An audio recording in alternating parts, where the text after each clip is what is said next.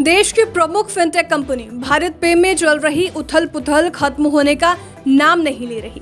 Company के MD रहे अश्विनी ग्रोवर के इस्तीफे और उसके बाद कंपनी में शुरू हुआ बवाल अभी तक थम नहीं पाया है। ताजा घटनाक्रम में भारत पे के मौजूदा chief executive officer Suhail Sameer ने अपने पद से इस्तीफा दे दिया है। वे अब 7 जनवरी से कंपनी के स्ट्रैटेजिक एडवाइजर के तौर पर काम करेंगे। उनकी जगह नलीन नेगी को कंपनी का अंतरिम सीईओ नियुक्त किया गया है। एक स्टेटमेंट में भारत पे ने कहा कि समीर 7 जनवरी 2023 से कंपनी की चीफ एग्जीक्यूटिव ऑफिसर से स्ट्रैटेजिक एडवाइजर बन जाएंगे। इसमें कहा गया कि इससे मौजूदा सीएफओ नलीन नेगी, जिन्हें कंपनी का अंतरिम सीईओ नियुक्त किया गया है, उनके आसानी से ट्रांजिशन को सुनिश्चित करेगा। वे सीनियर एग्जीक्यूटिव्स के साथ मिलकर कंपनी के सभी चरणों में एग्जीक्यूशंस को मजबूत करेंगे। खैर, भारत पे के सीईओ पद से सुहेल समीर की विदाई इस बात की आशंकाओं को जरूर दिखा रही है कि कंपनी में अभी भी चीजें दुरुस्त नहीं हुई है। हाल के दौर में इस फिनटेक कंपनी से कई बड़े अफसरों के इस्तीफे हुए।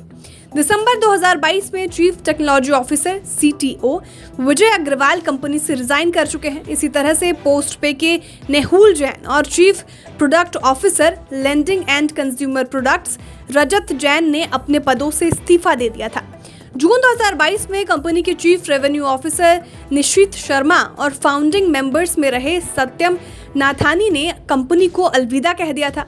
जून में ही भारत पे के टेक्नोलॉजी और प्रोडक्ट डिवीजन के हेड भाविक कोलाडिया ने कंपनी छोड़ने का ऐलान कर दिया था। वित्तीय अनियमितताओं के आरोपों के चलते अश्विनी ग्रोवर को कंपनी से निकाले जाने के बाद से समीर ही कंपनी के कामकाज को देख रहे थे। हाल के हफ्तों में उन पर ग्रोवर ने कई निजी हमले किए। अश्विनी ग्रोवर ने समीर से जुड़े हुए कई ट्वीट किए। इसके बाद से माना जा रहा था कि कंपनी नई सीईओ को लाना चाहती है और तभी से समीर के विकल्प की तलाश चल रही थी। समीर ने अगस्त 2020 में प्रेसिडेंट के तौर पर कंपनी ज्वाइन की थी। अगस्त 2021 में उन्हें कंपनी का सीईओ बना दिया गया था।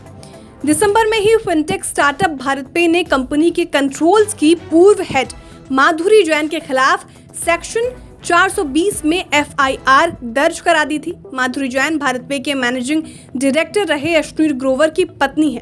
फरवरी 2022 में भारत पे ने जैन को पैसों की गड़बड़ी के आरोपों पर कंपनी से निकाल दिया था। मार्च में ग्रोवर ने अपने पद से इस्तीफा दे दिया था और कंपनी छोड़ दी थी। अल्वारेज एंड मार्शल की जनवरी में जमा कराई रिपोर्ट के आधार पर माधुरी जैन को कंपनी से निकाल दिया गया था। इस रिपोर्ट में वेंडर पेमेंट से जुड़ी अनियमितताएं दिखाई गई थी।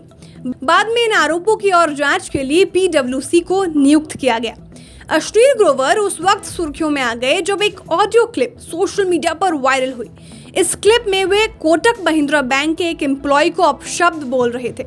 ग्रोवर नायका के आईपीओ के लिए फंडिंग नहीं मिल पाने के चलते कोटक बैंक के एम्प्लॉय से नाराज थे। इस क्लिप ने बवाल मचा दिया। बाद में एक और मामला आया जिसमें ग्रोवर के सेकोया इंडिया के हर्षित शेट्टी को अपशब्द कहे जाने की बात थी। इसके बाद से ग्रोवर के लिए हालात खराब होते चले गए। पहले वे मार्च तक छुट्टी पर चले गए और बाद में उन्हें कंपनी से इस्तीफा देना पड़ा। हालांकि सब मसले को 1 साल होने के बाद भी अभी तक भारत पे में चीजें दुरुस्त नहीं होती दिख रही और मौजूदा सीईओ के पद से हटने से इसी बात का संकेत मिलता है। ब्यूरो रिपोर्ट, बिस्तार।